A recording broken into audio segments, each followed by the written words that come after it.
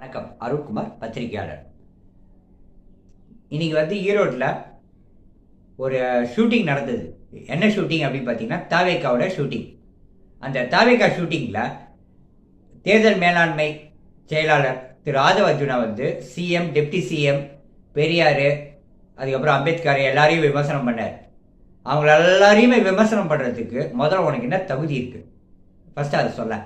மக்கள்கிட்ட களத்தில் இறங்கி சேவை செஞ்சிருக்கியா? கிடையாது. இந்த புயல் டைமில் மக்களுக்கு கூட நின்னியாடா?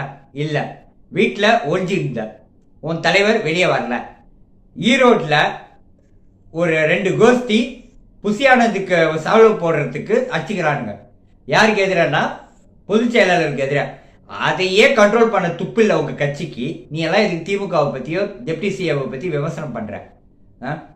முதல் மாநாட்டில் ஜோசப் விஜய் என்ன சொன்னான்? ஃபர்ஸ்ட் அதை சொல்லு. கொள்கை எதிரி பிஜேபி அப்படின்னு சொன்னான். பிஜேபி பற்றி பேசுறதுக்கு ஏன்டா தைரியம் இல்லை உங்களுக்கு? அவன் எலெக்ஷனில் 15 லட்சம் ரூபாய் ஒவ்வொரு அக்கௌண்ட்லையும் போடுறேன்னு சொன்னான்ல, இது வரைக்கும் போடலைல்ல. ஏன் போடலன்னு ஒரு வார்த்தை கேட்டியாடா? நீ மக்களுக்காக தானே இருக்கிற, ஏன் கேட்கல? கேட்டனா அவன் உன்னை சிபிஐயில் மாட்டி குத்துருவான். அதனால நீ கேட்கல, பொட்ட. நீ திமுகவை டெப்டி சிஎம்ஐ பற்றி விமர்சனம் பண்ணுற. டெப்டி சிஎம் எந்நேரமாக இருந்தாலும் களத்தில் இறங்கி வேலை செய்வார். உன்ன மாதிரி ஓடி ஒழிய மாட்டான், புரியுதா? அவருக்கு எல்லா தகுதியும் இருக்கு. அவரு இளம் பெரியார் தான், சரியா? உன்ன மாதிரி லாட்ரி சேர்த்து வச்சு லாட்ரியில் சம்பாதிச்ச உன் மாமனார் சொத்தை உன் பேர் எழுதி வச்சுட்டு சொகுசு கண்டிட்டு இருக்க பேர். அந்த மாதிரிலாம் கிடையாது. அவர் என்னதான் சிஎம்மோட பையனாக இருந்தாலும் களத்தில் மக்களோட மக்களாக தான் நிற்கிறார். உன்ன மாதிரி மானகட்டத்தனமெல்லாம் பண்ணலை, புரியுதா? டெப்டி சிஎம்ஐ பற்றி பேசுறதுக்கோ, சிஎம்ஐ பற்றி பேசுறதுக்கோ, திராவிட பற்றி பேசுறதுக்கோ, ஏன் அம்பேத்கர் பெரியாரை பற்றி பேசுறதுக்கோ உனக்கும் கட்சிக்கும் சம்பந்தமே கிடையாது. நீங்கள் பேசவே கூடாது ஃபர்ஸ்ட் ஆஃப் ஆல்.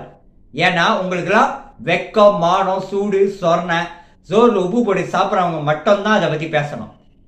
திமுகவை பற்றி பேசுறதுக்கு உலகத்திலே யாருமே கிடையாது. ஏன்னா அவங்க மக்களுக்கான சேவைக்கான கட்சி அது, புரியுதா? உங்களை மாதிரி மக்களை சாவடிக்கிற கட்சி கிடையாது. அதனால ஆதவ அர்ஜுனா பகிரங்கமா உதயநிதி சிஎம், டெப்டி சிஎம்மையும் சிஎம்ஐ பற்றி பேசினதுக்கு பகிரங்கமா மன்னிப்பு கேட்கணும். இல்லைன்னா அவரை குண்டாஸ்ல அரெஸ்ட் பண்ணணும்னு சொல்லி பொதுமக்கள் சார்பாக நான் காவல்துறைக்கு கோரிக்கை வைக்கிறேன். நன்றி, வணக்கம்.